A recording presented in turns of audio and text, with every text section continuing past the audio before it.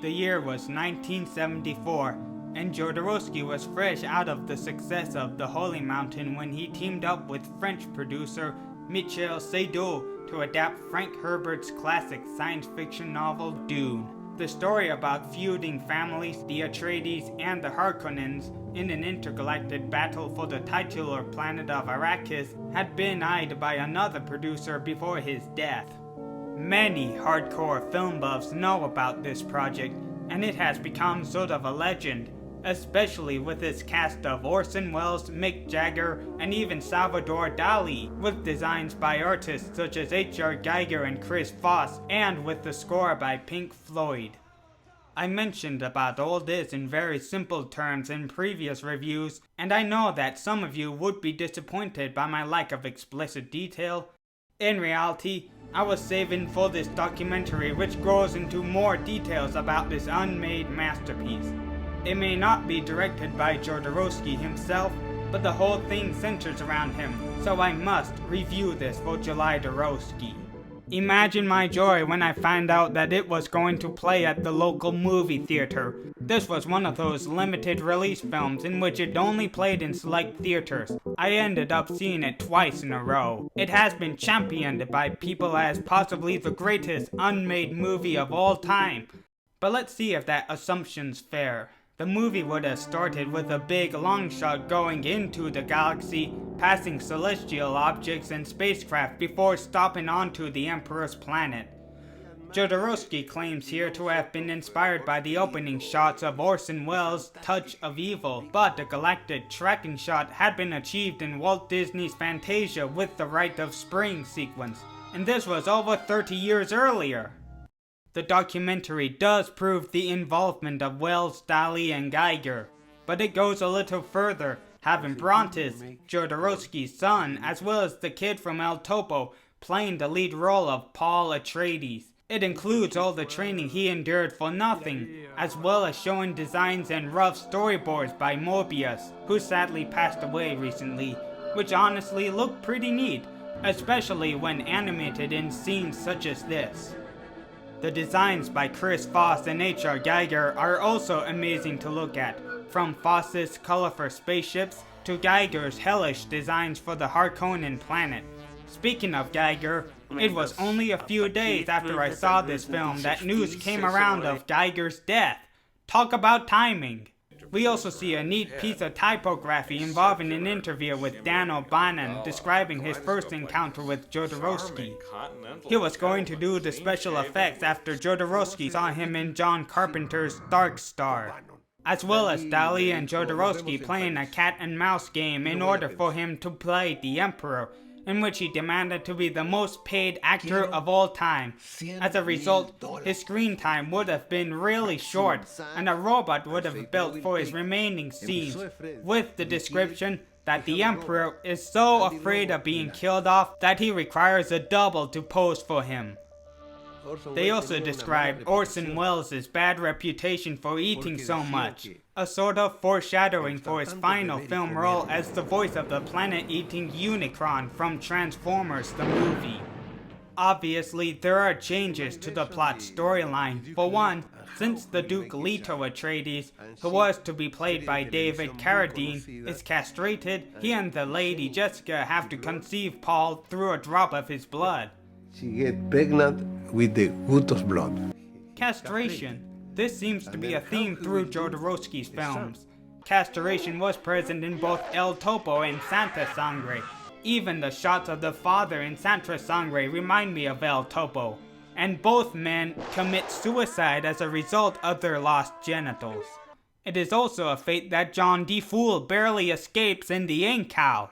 The other huge difference is the ending. If you read the book like me, you would know that the ending has Paul becoming the Emperor and continuing on to the sequels. Here, Paul would have been killed off, but his mind possesses all the other characters, creating a new universal consciousness. The planet Arrakis would have then turned into a paradise and flown away to enlighten the rest of the universe.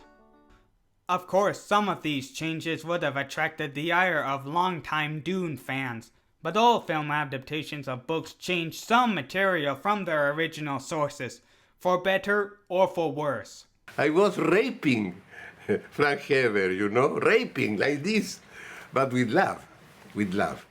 I do not endorse his rape comments, but from a purist's eye, any change to the source material is a bad one, and there are some shitty adaptations that deserve the term raped. The Last Airbender, need I say no more. Now the question remains, does this unmade project live up to its hype?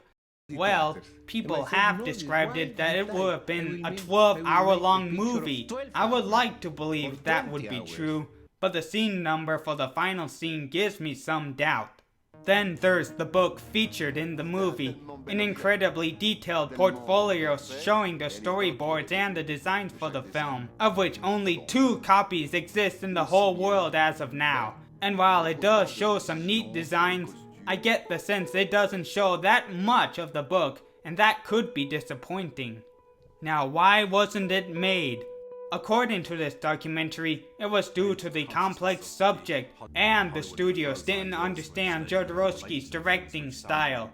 In other words, I believe deep down that people did not do this film in America because they were afraid of him.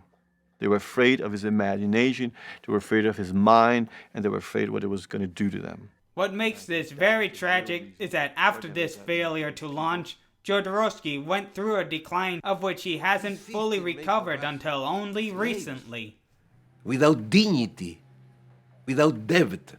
As for the music, Jodorowsky actually wanted a music group for each family, so Pink Floyd would actually score the music for the Atreides. Meanwhile, the Harkonnen planet was to be scored by a French band, Magma.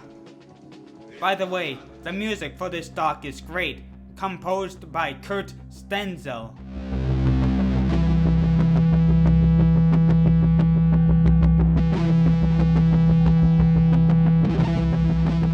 I also used this music in my review for the Incal, so thanks, Kurt! By the way, it's neat seeing a couple of DVDs on screen that you physically own.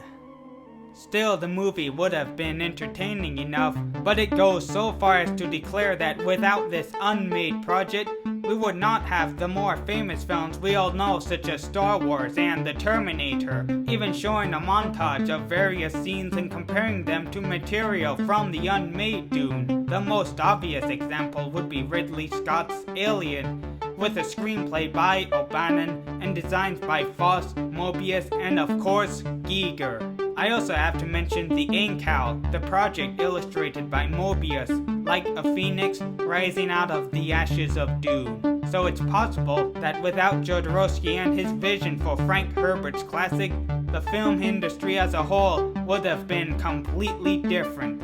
Speaking of which, Jodorowsky has this to say about the actual 1984 adaptation of Dune.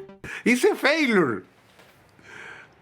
Well, it's a human reaction, no? Take it from me, I know of David Lynch, and I have attempted to watch it in full without success. Even Lynch has openly disowned it. So, who cares? The film ends with text describing of Jodorowsky and Mikhail Seydoux's next project made as a result of this documentary, The Dance of Reality, which was in even more select theaters because it didn't screen at the Roxy. What the hell was up with that? All in all, this is a fascinating documentary.